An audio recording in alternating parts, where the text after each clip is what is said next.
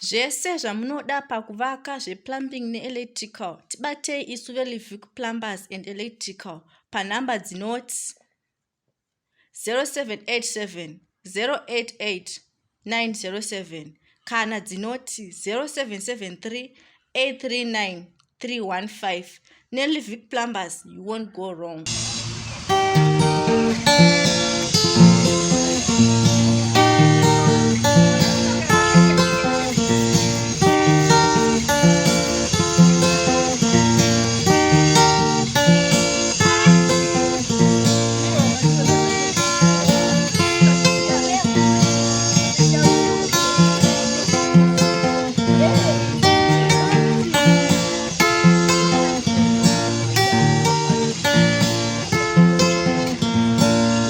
In the eastern part of Zimbabwe lies the beautiful mountainous area of Nyanga under Manicaland province, and in this region lies Chief Katerere people.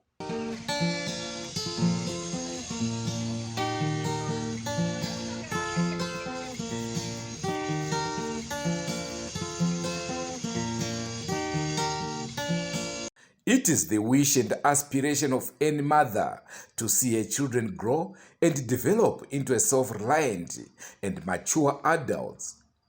But this is not so for the Nyanga-based Kembo family. The Kembo family is now the talk of the area as they walk using both hands and knees, a rare condition not only in Zimbabwe but the whole world. Ronica Kembo has seen it all. She has seen her children experiencing a rare and unique phenomenon at a tender age. The kids, upon reaching the age of 2, instead of walking and probably running, are going back to the stage of crawling with signs of spinal defects. This phenomenon has affected 7 of the family members, rendering them helpless. Imagine the hardships they are faced with, such as cracked feet and hands in winter, blisters in their hands during the hot season, long distance to the nearest water source, long distance to their toilet, inability to do household chores, failure to provide and cater for the needs of the family, that is food, clothing, etc., long distance to the hospital and shops. Aini zarangu nonzi Ronica. Izvo nichinzi Ronica inini. Dambudziko rangu iri rakatanga ndiri mwana mudiki ndakuda kutanga ukambaira. Ndopa wakanditora undiendesa kuruwangu. Kuruwangu kwazvitadza kwawandiendesa kunyanga. Kunyanga kwazvitadza futi kwawandiendesa kwaMutare. Hospital. Hospital Pazondiendesa kuHarare. Ndokwa wakazodaidzira kuti shuya mutore mwana wenyu tazvitadza. Wawana kuuya bandakazofamba ndiri mumaoko emapurisa. Wandisiya paruwangu. Wazodaidzira paruwangu kuti uya mutore mwana wenyu. Hansina chiremba ndazvitadza. Ndakadzokerera kuHarare ndokwandakadzokerera. Saka ndiro dambudziko randinaro inini. Ko chii chakaitika kuti imi muzotadza kuti mufambe uye zvakaitika pamuri zviitike zvinonzi chii? Ipapa handingadiwo kunyepawo zvangu. Ndandiri mwana mudiki ndanga ndisingambozivi nezvazvoba. Zvokutoti mese mandaifamba imomoka ndandiri ndega ndisina wabereki ba. Wabereki vari kumba. Zvokuti wabereki vacho watopera kufa vese apa tisina. Saka inini ndakutobatsirwa kuchengetiwa wana ava ndova kutondichengeta. Asika panoitika dambudziko rakadaro tinoziva kuti kuchipatara kunoendwa, asi kuchivanhu zvakare kunoendwa. Vaitiwo chii, kana kungave kuchivanhu kana kumachechi? Muchivanhu handifungi kuti pane pawakamboenda ndane zano rekuziva kuti ndiri kuenda kuchivanhu. Pekuti kuchipatara apa ndipo ndane zano rekuziva kuti wabereki wangu wandisiya. Ende handina kuwaona vachiti taakudzoka kuenda kundoona mwana kuti ari sei. Ipapo ndine ruzivo nazvo. Zvokuti kuchiremba izvi handina. Baba wangu ndiwo anga wachinzi wakaromba. Ndiwakaromba mishonga iyoyo. Saka mishonga iyoyo ndiyo yakazoitisa kuti ndikuware. Vachida kuona nenyaya yekuti ndione mwana.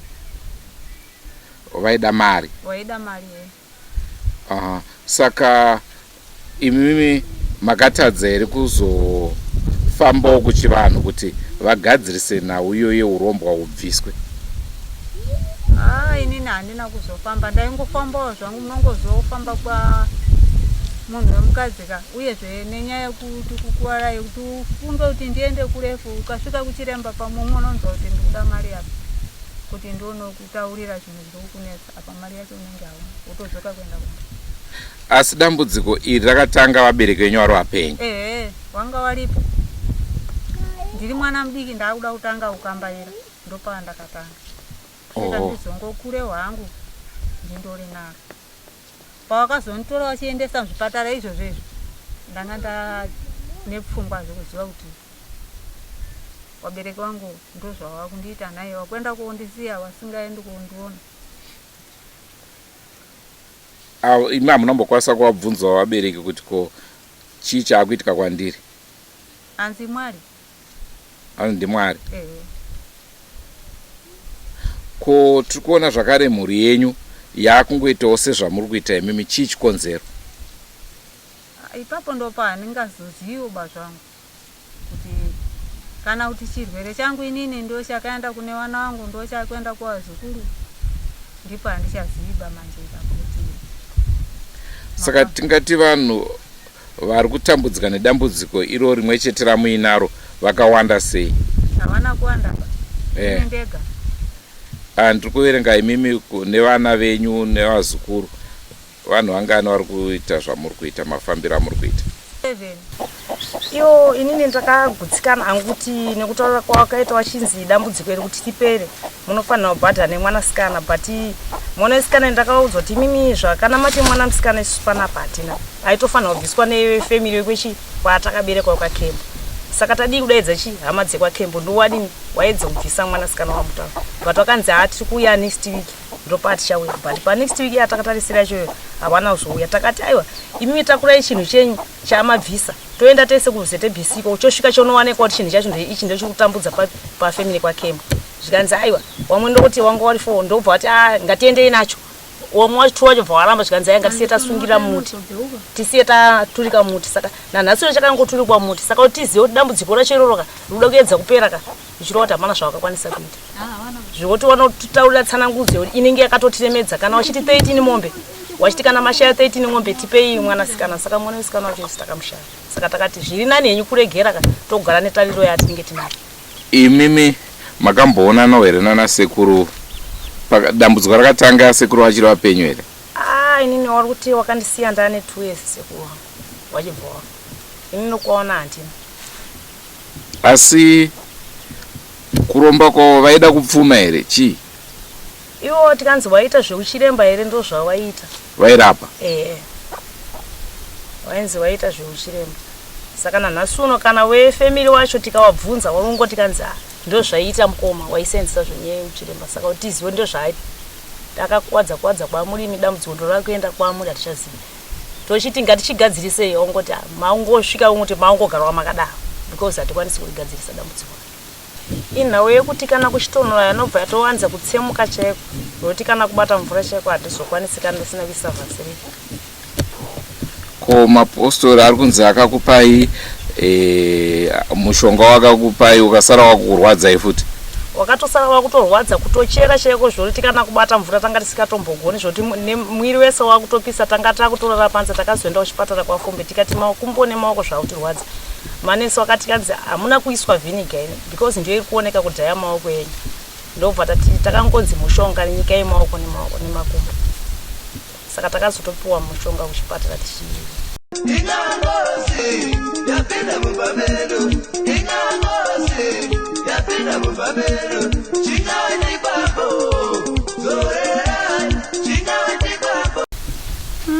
Dambudziko rangu ongoridzwa mharaita kuti zvakatanga wakutanga kuda kukambaira, ropa zvakabva zvakatanga nemumaoko mutange ndatsva nemoto so nepasi petsoka apa zvichikuenderana so kusvika zvatoita zvatoemumvura umu zvokutanga kwazvakaita.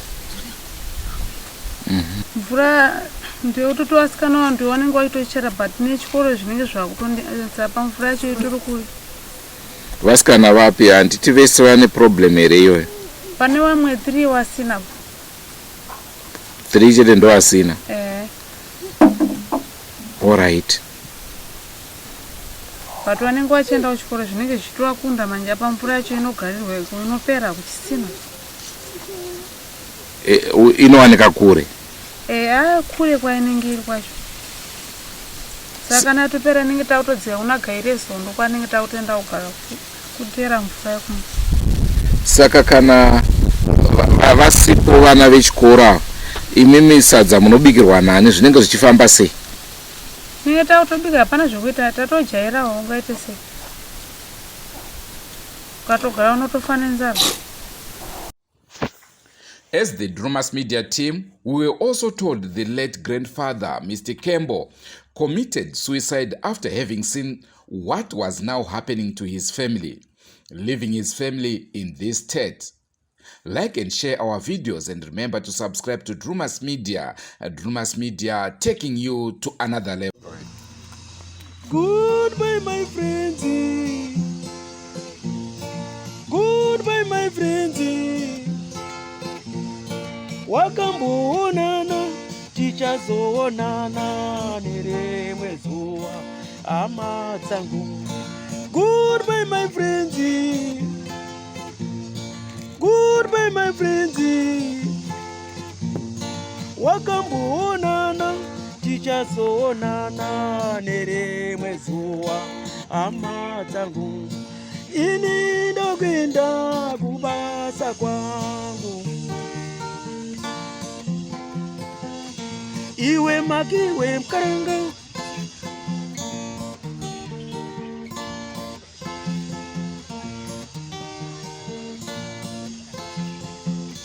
Iwe makiwe mkaranga. Iwe makiwe mkaranga.